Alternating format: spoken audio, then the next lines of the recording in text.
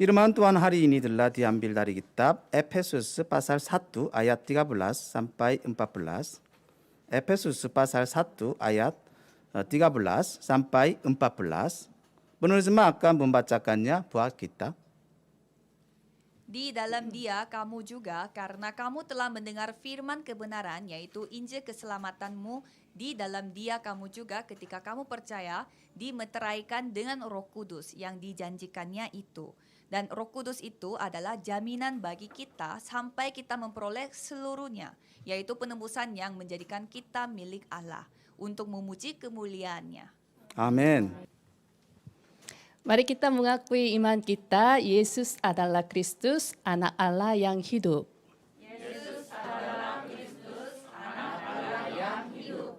Mari kita saling memberi salam, kita adalah pengintai. Judul khotbah hari ini adalah berkat surgawi.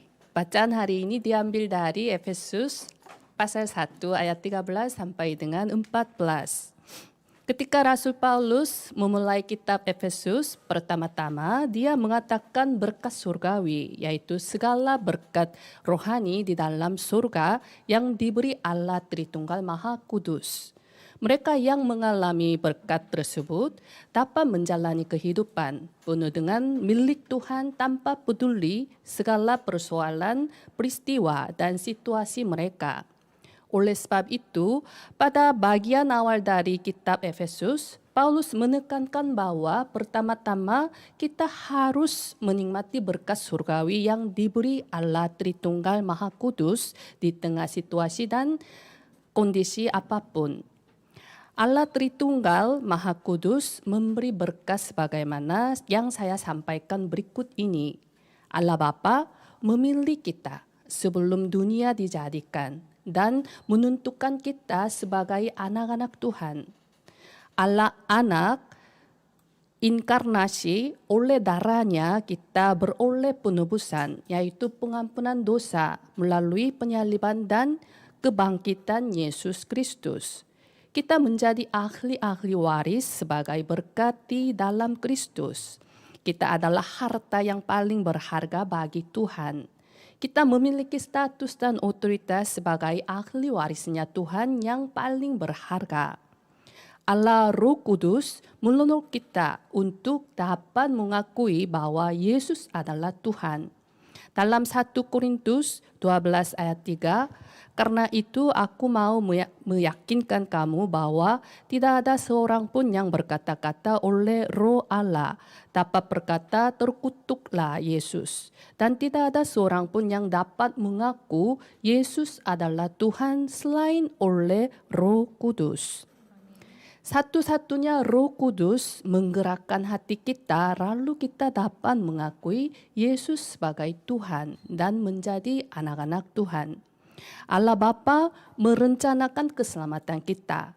Allah Anak, Yesus Kristus melaksanakan rencana keselamatan kita. Dan Allah Roh Kudus berperan menerapkan keselamatan itu kepada kita. Melalui karya Allah Tritunggal Maha Kudus, yaitu melalui rencana Allah Bapa, pelaksanaan Allah, penerapan Allah Roh Kudus, kita dapat menerima keselamatan. Keselamatan kita adalah karya Allah Tritunggal Maha Kudus. Amin. Sekitar 5 tahun yang lalu, saya dan Ibu Lini bertemu pertama di kelas persiapan ujian penerjemah dan bertemu lagi di hari pernikahan anaknya. Kemudian Roh Kudus membimbing kita beribadah bersama sampai sekarang. Sekitar 1 bulan yang lalu saya dan kita bertemu di sebuah kafe yang terletak di dekat rumah saya. Kita mungkin berpikir sebagai pertemuan kebetulan, tetapi inilah yang Roh Kudus lakukan, yang membimbing rangka kita untuk bertemu. Agar kita menginjili Indonesia bersama-sama sebagai satu tim. Suatu hari saya dan Beni bertemu di mat milik Mbak Wida yang terletak di kota Gimpo. Melalui kelas bahasa Korea, Benny dan Nando bertemu dengan anggota-anggota tim kebaktian bahasa Indonesia. Pada awal Agustus, saya sempat pergi ke kota Daegu, lalu menghubungi Migi, adik Benny, dan akhirnya kita bertemu bersama-sama Migi dan temannya. Saya yakin bahwa ini semua dipimpin oleh Roh Kudus untuk menjangkau keluarga dan suku Rini, kita, Benny, Migi, dan Nando. Lalu kita menjadi satu tim untuk menginjili baik Indonesia maupun tim Timur Leste. Amin. Terutama rencana keselamatan bagi kita masing-masing telah dimulai dari sebelum dunia dijadikan. Kasih karunia penebusan dan kebangkitan Yesus Kristus telah dicapai 2000 tahun yang lalu. Dan Allah Roh Kudus telah menerapkan kasih Tuhan yang luar biasa dan kasih karunia salib kepada kita saat ini. Kita perlu menyadari bahwa berkat keselamatan itu sangat luar biasa dan menakjubkan bagi kita. Yang Allah Tritunggal Maha Kudus telah bekerja dari sebelum dunia dijadikan sampai saat ini. Rasul Paulus memberitahukan pelayanan Roh Kudus kepada kita melalui bacaan hari ini. Dan juga memberitahu berkat-berkat yang diberikan melalui pelayanan Roh Kudus tersebut. Saya memberkati setiap jemaat Indonesia serta Timur Leste dalam nama Yesus Kristus. Kiranya saudara dapat menjalani kehidupan yang membuat hasil karya 25 dan kekal sambil mengalami berkat surgawi yang penuh dengan Roh Kudus selama 24 jam. Pokok bahasan yang pertama adalah berkat yang dimeteraikan. Dalam ayat 13, di dalam Dia kamu juga, karena kamu telah mendengar firman kebenaran, yaitu Injil keselamatanmu. Di dalam Dia kamu juga, ketika kamu percaya, dimeteraikan dengan Roh Kudus yang dijanjikannya itu. Firman tersebut mengandung proses untuk memperoleh keselamatan.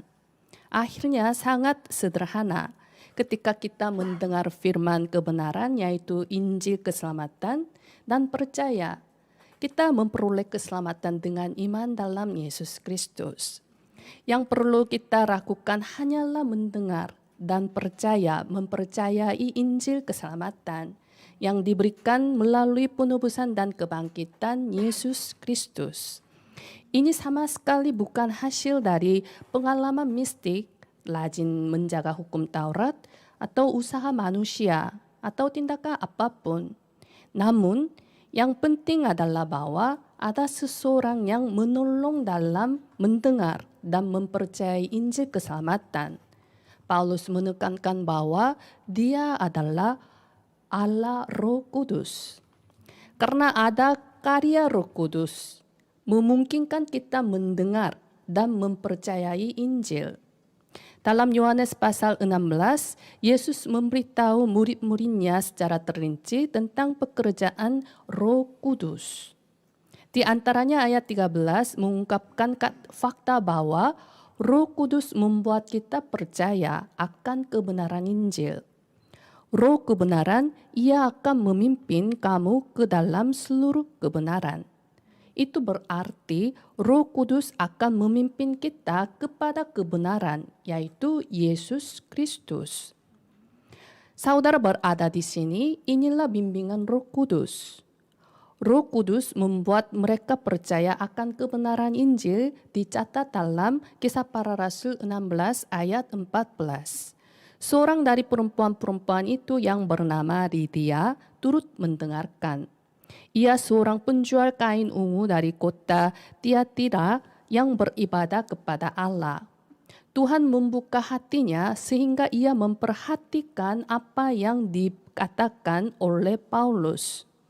Kita dapat melihat bahwa Roh Kudus datang ke hati Lydia dan membuka hatinya. Dalam Galatia 4 ayat 6 sampai dengan 7, Rasul Paulus menekankan seperti ini. Dan karena kamu adalah anak, maka Allah telah menyuruh roh anaknya, ke dalam hati kita yang berseru, "Ya Bapa, ya apa, ya Bapa." Jadi kamu bukan lagi hamba, melainkan anak. Jikalau kamu anak, maka kamu juga adalah ahli-ahli waris oleh Allah. Melalui Roh Kudus, kita akan dapat memanggil Allah sebagai Apa dan Bapa. Secara khusus dalam bacaan hari ini kita dapat melihat bahwa berkat yang dimeteraikan adalah berkat surgawi yang diberikan oleh Allah Roh Kudus kepada kita. Memeteraikan berarti memberi terah atau cap, memberi stempel. Dalam masyarakat Romawi, cap, terah, stempel digunakan untuk membuktikan keaslian dan untuk menunjukkan kepemilikan. Stempel pada berbagai dokumen atau kontrak menunjukkan bahwa kontrak telah selesai dan bahwa kontrak tersebut tidak dapat diubah, sah, asli. Ketika kita menunjukkan kepemilikan juga memeteraikan. Dulu, ternak dicap dengan api untuk memastikan bahwa mereka miliknya. Bahkan untuk budak pun dimeteraikan untuk mengungkapkan siapa pemiliknya. Rasul Paulus berbicara tentang pelayanan Roh Kudus dengan latar belakang Romawi tersebut. Allah Roh Kudus telah memeteraikan kita sebagai anak-anak Tuhan dan mengatakan bahwa kita sepenuhnya milik Tuhan. Dalam 1 Petrus 2 ayat 9, tetapi kamulah bangsa yang terpilih, imamat yang rajani, bangsa yang kudus, umat kepunyaan Allah sendiri, supaya kamu memberitakan perbuatan-perbuatan yang besar dari Dia, yang telah memanggil kamu keluar dari kegelapan kepada terangnya yang ajaib. Dalam Roma 8 ayat 16, Roh itu bersaksi bersama-sama dengan roh kita bahwa kita adalah anak-anak Allah. Dikatakan bahwa meterai Roh Kudus begitu sempurna sehingga berlaku sampai Tuhan datang kembali.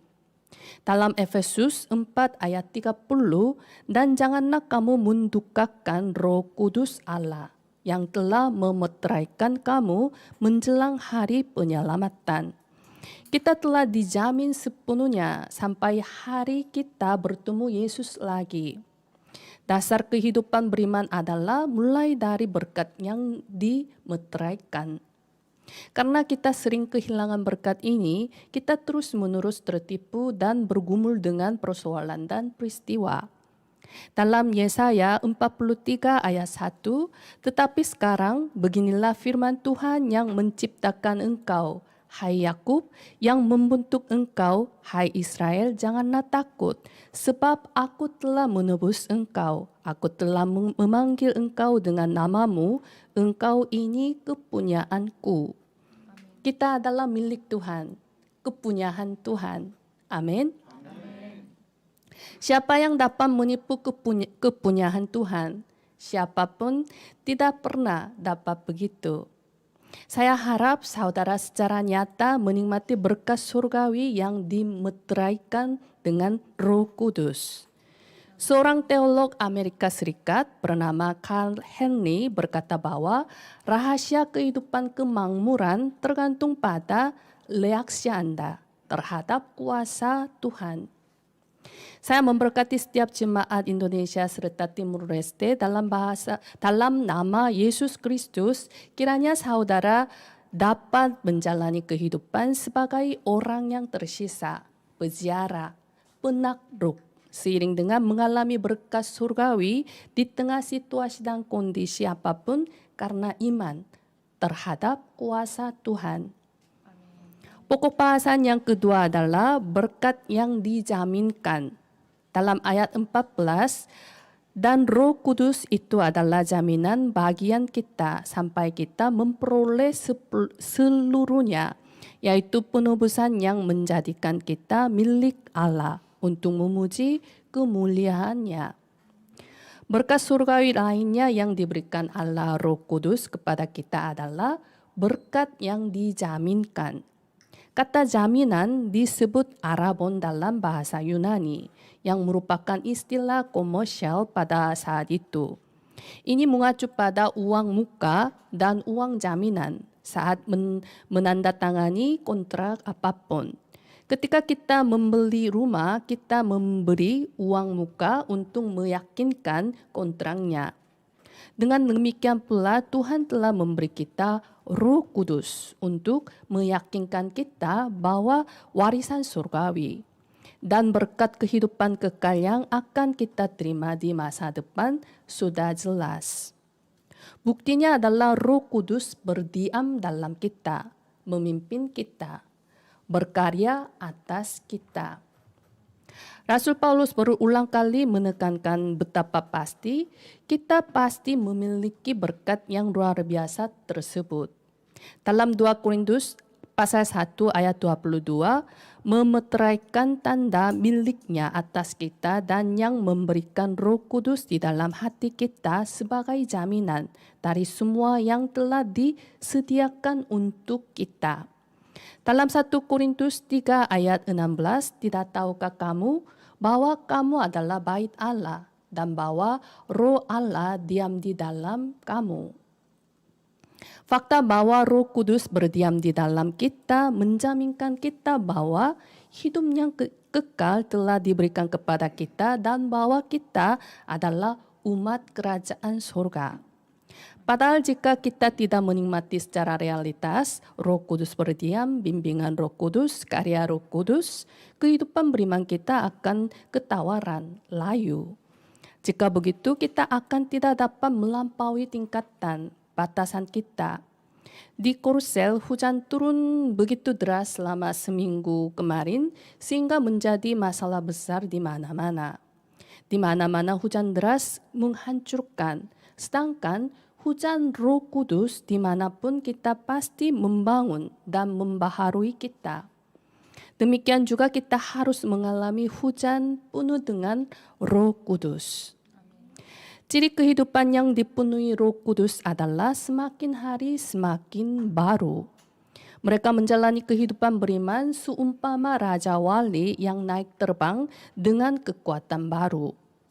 Pendeta Eugene Peters yang disebut sebagai gembala dari para pendeta mengatakan hal ini dalam sebuah buku tentang pemuridan yang berjudul Melangkah di Jalan Itu.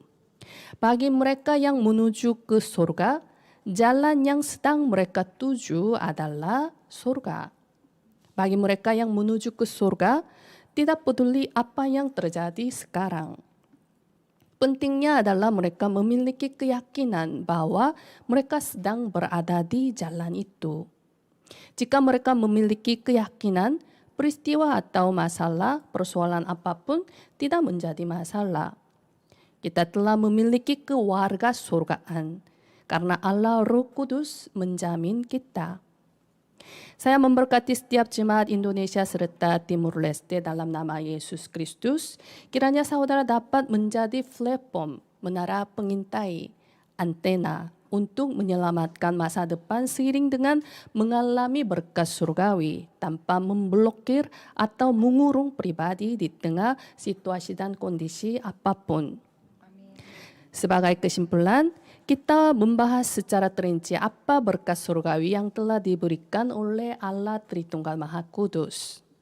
Mengapa Tuhan memberi kita berkat surgawi? Jawabannya adalah untuk memuji kemuliaan Tuhan. Ketika Rasul Paulus menulis tentang berkat surgawi, dia memulai dengan terpujilah dalam ayat 3. Dalam ayat 6, terpujilah untuk mengakhiri berkat dari Allah Bapa. Dalam ayat 12, puji-pujian bagi kemuliaannya untuk mengakhiri berkat dari Allah Anak. Dalam ayat 14, memuji kemuliaannya untuk mengakhiri berkat dari Allah Roh Kudus. Dalam ayat-ayat tersebut ada kesamaan yang berulang kali.